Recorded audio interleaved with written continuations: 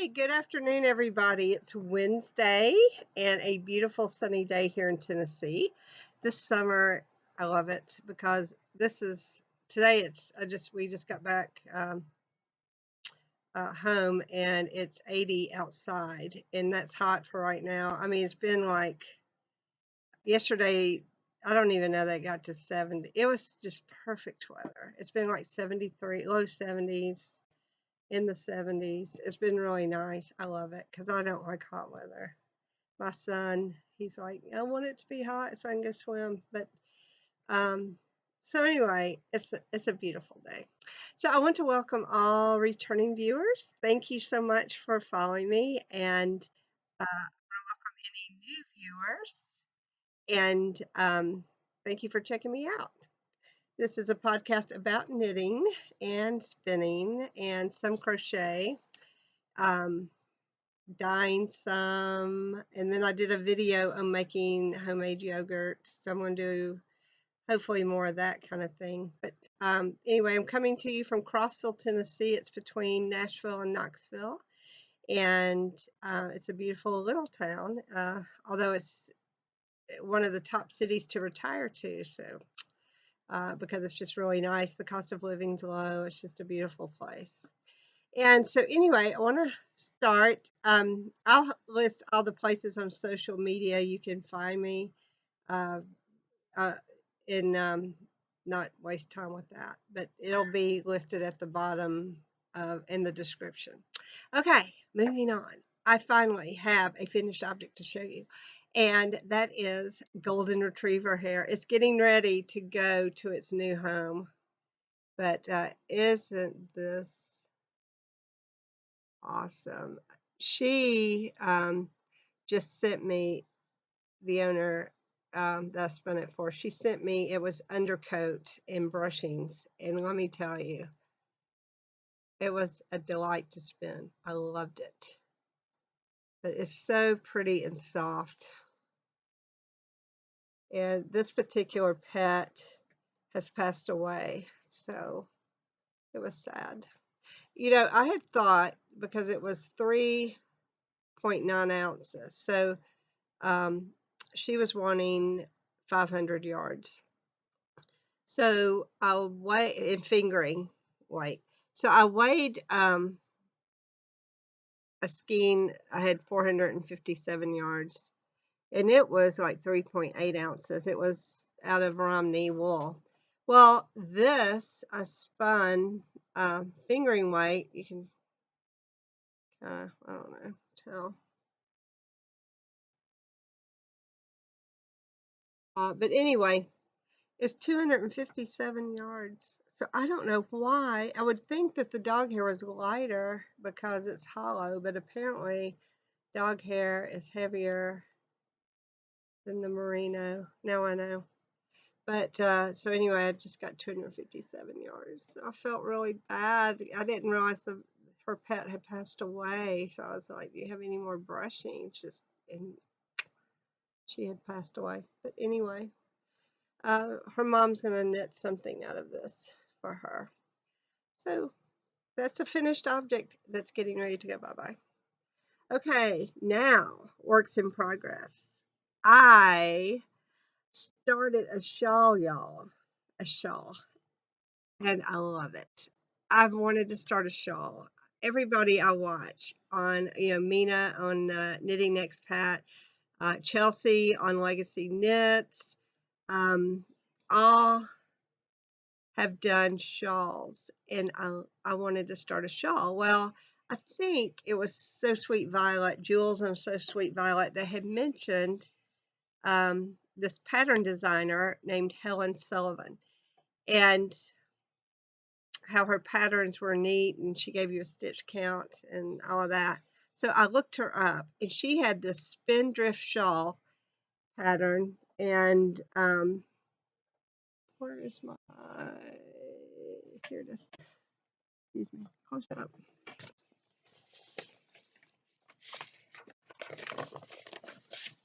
It's the Spindrift Shawl by Helen Sullivan. And it's this is a free pattern, on Ravelry if you sign up for the group. And so I did. And her oh my gosh, I love her patterns. I don't even know. I'm gonna get more of hers, even though that would not be free. But I am gonna get more. But this pattern is so easy, and I've never knit a shawl. But there's another picture of it. But and I can tell you because of her pattern, I'm 10% through because she gives you. So the pattern is just charts. I don't know if you can. I can't tell if you can see it or not. So anyway, it's just charting like that, so you can check it off. And this tells you how many stitches you should have in that row. And then over here, now this tells you how many. This is the row number. This is how many stitches you should have in each row. And then it gives you like a percentage, like here you're 5%, but it goes all the way through the pattern like that. And I love that because it's just like a 10%. So now I just have, I got to 10% this morning on it, and I just have 1, 2, 3, 4, 5, 6, 7 more rows, and I'll be at 15%. So anyway, I'm loving this shawl. I have 3 projects that I'm working on right now. Works in progress, and I love every one of them. Everyone's different, but this one is really great. The beginning of the row is a little, I mean, it's going to be the same, but I just have to, you know, if I've pretty much memorized it. But anyway, this is the shawl, and you can see a little bit of the patterning coming through there and there. But anyway, this is my yarn. Dyed and spun. It's a Simply Homespun yarn, and it's from my series of yarns I did called Karen's Garden, and it was just yarns in colorways that reminded me of my sister, and she loved flowers. She loved flowers, and so anyway, I dyed up a series of yarns and in minis too of just colors for my sister. So anyway, that's how far I've gotten right now. And here is the yarn. The color shows up great, but it is a Romney yarn that I dyed somewhere between, it's mostly fingering, but fingering and lace weight. And it is blue Kool-Aid. That's how I got the color. I love the color. I don't, I have made things out of my hand spun, but not often. I actually pulled this yarn out of my shop, which I don't.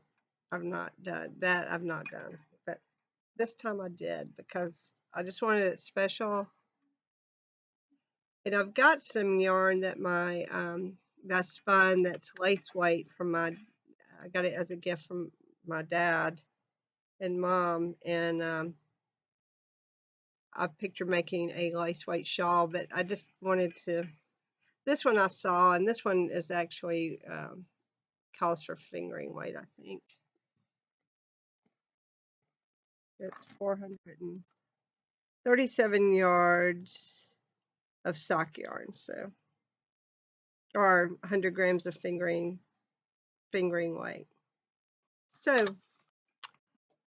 I'm using this, and this is my shawl, and I do love it. The Spindrift Shawl by Helen Sullivan. Check it out. You will not be disappointed in the pattern. I'm telling you, I love that pattern. I'm going to be spoiled. Then I've made progress on my socks. I think I explained, I should watch the last episodes before I record. But anyway, here is my sock. I'm doing just a vanilla sock, actually. It's called My Favorite Vanilla Socks. And I was doing the wildflowers and honey pattern, and I got the heel was not, I mean, it worked, but it was not great. So I just pulled it out because I love, this is Opal yarn. And I think I put the colorway in my last show notes, but I can put it, it's funny something or happy something. It's a sparkle. You can see, oh, that's good right there. Sparkle. So anyway, I just wanted it to be, I want to get the sock. I want to understand the sock. I want to understand how to do the sock, how you do a heel.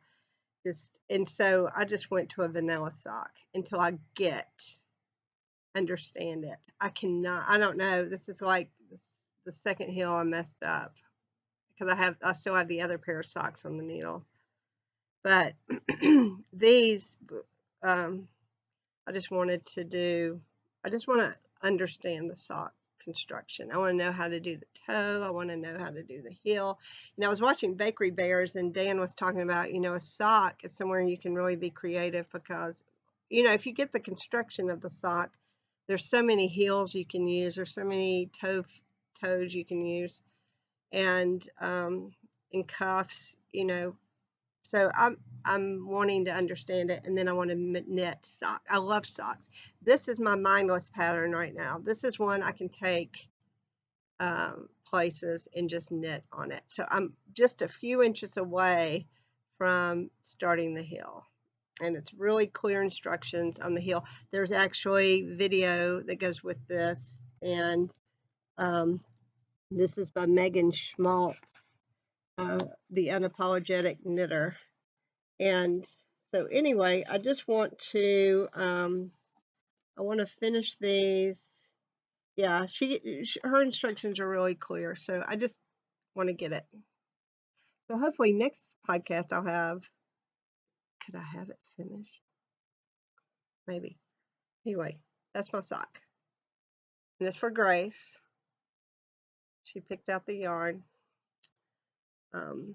But I love socks. I love the idea of socks. I love socks. So, so anyway, there's that. And I'm keeping it in a bag we got from Mina Phillips, and it was actually in the last of her bag making. So I'm so glad we didn't. Grace wanted, it was a New York City bag, but she was sold out. So I got the teapot bag, which I love, and I got it for Grace, but I've kind of taken it over. So there's that. And then my dad's sweater. It is so coming along. I finished the back. Now I'm doing the front. And I've got, I think, 20. Anyway, I have a little ways to go to finish it. But is that yeah, this is the front. You can kind of see. That's a sweater for my daddy that's been in the works for 6 years or more, because I finished, I've given the story before, but I finished the front before and it was not the right pattern. There's no picture. This is our Irish clan pattern, and a lady in Ireland she writes the Joyce patterns, which is our last name, and so she writes them by size when you order it. So anyway, when I finished it, it was not like the picture on the website of the Joyce pattern. None of this was not here, and this was, I thought this was wrong, but so I rewrote the pattern, and it looked kind of like this.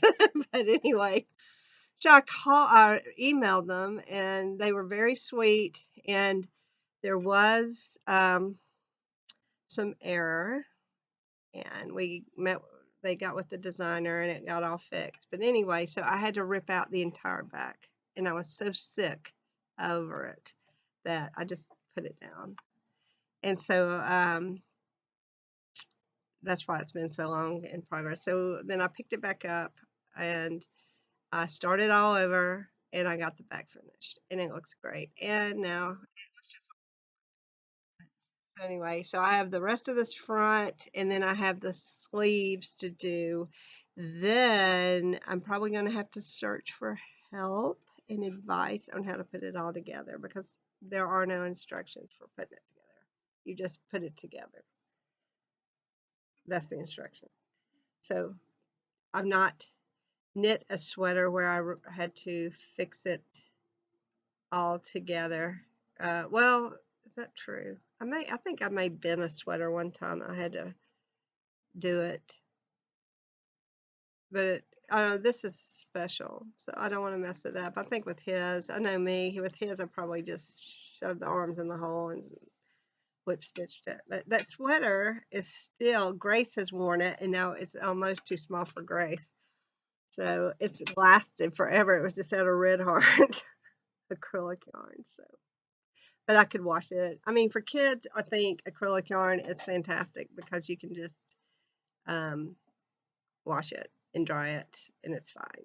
And it's sturdy. Obviously, it's been through, gosh, Ben was probably like 3 when I knitted 4 or 5, and he's 12. So, and it's lasted through 2 kids. So I'm gonna put it aside, and it'll maybe last through, if I ever have a grandchild, it'll last. They can have it. So anyway, those are my works in progress, and other than that, I'm not really involved in any cows at the moment. I may start a cow for the fall for Simply Homespun, but I've been really busy with the dog hair. I just got dog hair in the mail today. I have, yeah, so I've just been doing the dog hair thing for my shop. And my husband said, are you going to do some fall yarns for your shop?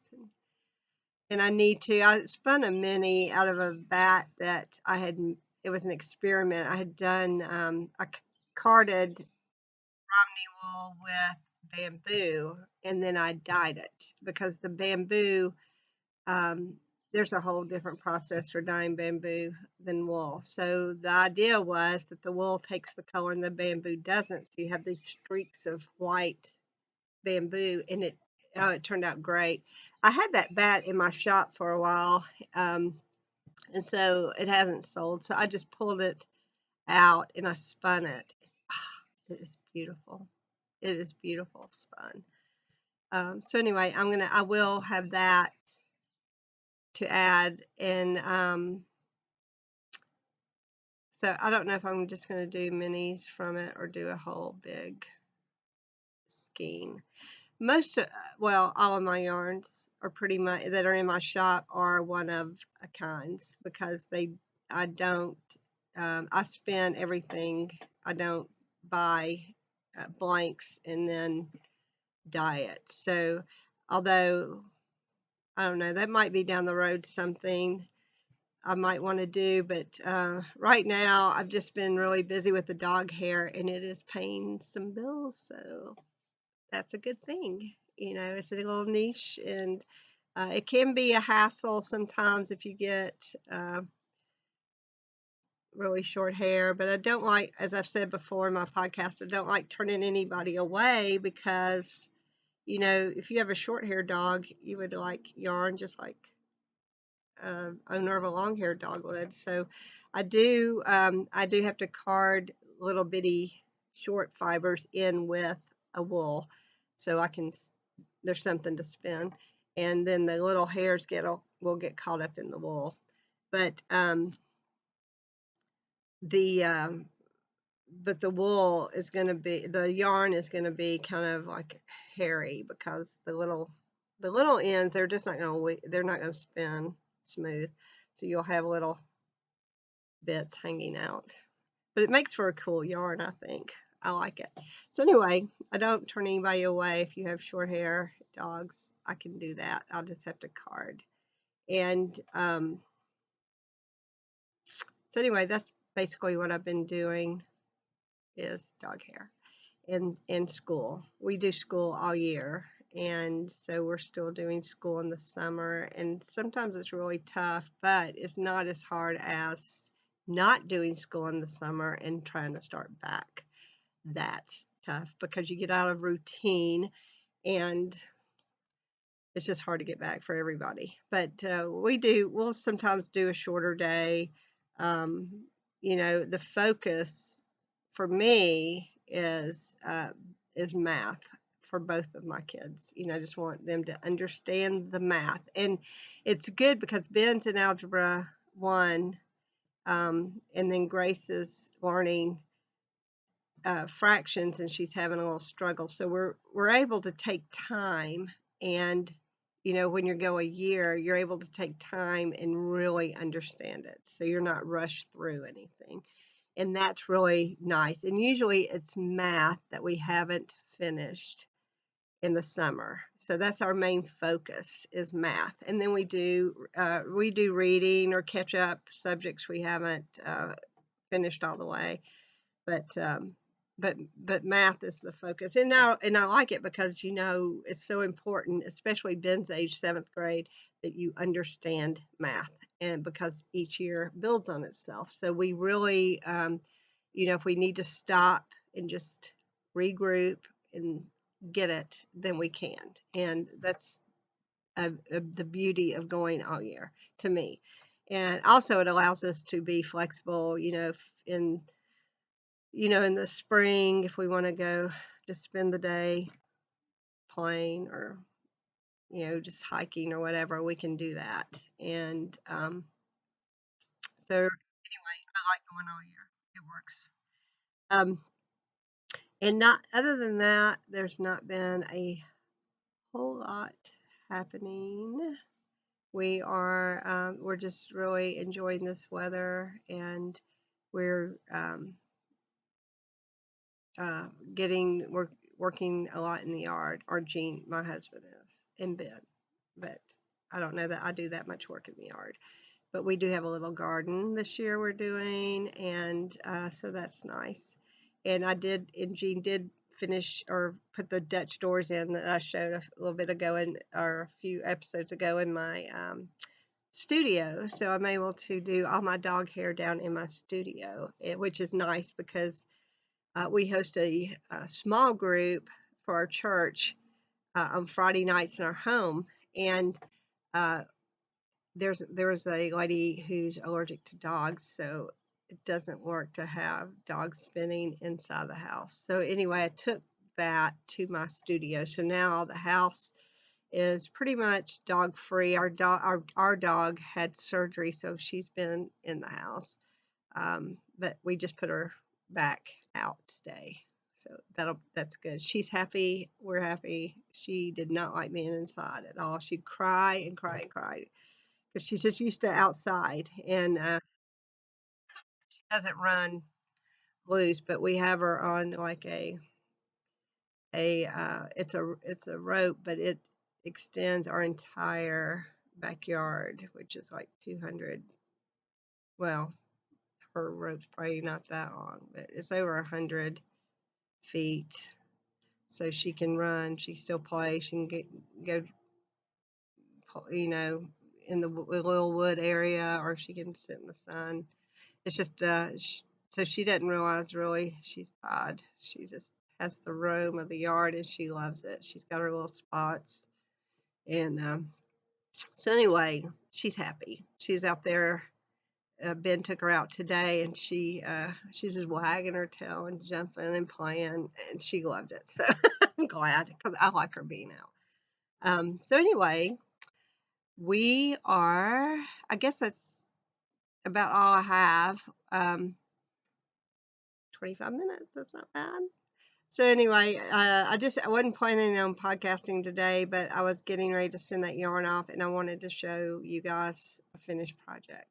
So I also want to open, if you guys have questions for me, we can do a question and answer section of the podcast too, if you ever have questions. Oh, I do want to say, I was in, Dan and Kay Jones of the Bakery Bears have a magazine. It's called Knitability. And I am in the magazine, the current one, issue 3, for my dog hair spinning. And I wrote an article for it. And I'm so excited. But to get the magazine, you need to go to their Pateron site, which is off of YouTube. And the Pateron program, um, you can pay $2 a month, $5 a month, 10 or 25 is what they have set up. I'm sure you could give any amount, but anyway, so to get the magazine, you need to be a patron for like $2. You can do it for $2 a month, and that will give you the magazine, and they'll send it to you. So it's an online magazine, but anyway, it's really good. It's got great articles, and at the back of the magazine are links. It's, I don't know, 5 or 6 pages of links to patterns, to how-tos, to videos, to cooking videos that Kay has done. They do a cooking around the world, and so there's links to those. Kay does tutorials, and she's doing a cabled mitten one right now. She did one on making project bags. She's I don't know if she did I think there's a sock one on there. Dan is doing a separate kind of video series, Dan and Laura project, and it sucks. But anyway, it's just a valuable resource of information. And Dan does a history part of the podcast, and my whole family will sit and watch. They love it. And I do too. It's so cool to just see around England and these castles, and the landscape is beautiful, and he knows so much. He gives a lot of information that's really interesting. So there's links to back ones of that. And anyway, it's just a great magazine, and they're a great couple, and their podcast, the actual technical aspects of their podcast are the best I've seen. I mean, he's awesome. He's like a professional. Because he does so many cool things and sound effects, and they go off site. And excuse me, and my water was hidden by the screen. So anyway, I would encourage you to check that out. It's Bakery Bears Podcast, and they have a link to their patrons' website or site in their podcast notes on YouTube. So go to that and then check out issue 3 and check me out. My picture's in there, and a picture of a golden retriever that I had spun, and that yarn is in there. And it's just a good article, and it's exciting to have that published. So that's in there. That's exciting. I meant to mention that last podcast, and somehow I forgot. But anyway, check that out. It's good. And so anyway, I guess that's it for me today. Y'all take care, and check out that shawl, Spindrift shawl by, if I got her name wrong, Helen Sullivan. Oh my gosh, I did. Helen Stewart. I'm glad. Thank you, Lord. Just a little check. Helen Stewart. Helen Stewart, Spindrift shawl. Hopefully you picked that up when I showed the front. What a nut. She didn't know the name. Okay, so anyway, Helen Stewart, Spindrift shawl. Check that out. And the Bakery Bears Patron you know, they're a great couple. It's just a way that you can support a good podcast full of information and get that magazine. It's terrific. It's got several articles that are really good. So anyway, check all that out. Leave me feedback. I love to hear. Do you like it? Do you not? You know, I don't like the quality. The light's bad. You need, you know, I'd like to see more of this. I'd like to see less of this. Just let me know because it's a work in progress. And I think I didn't say what episode this is. I think it may be 12, 13. I don't know. I'm going to be better because I need to check out the last one before I record next time, which would be this one. Okay. So anyway, y'all have a great, great, great week and happy knitting, spinning, crocheting, weaving, embroidery, whatever you do, crafty, or if you just enjoy watching, that's awesome too. Y'all take care and I will talk to you soon. Bye.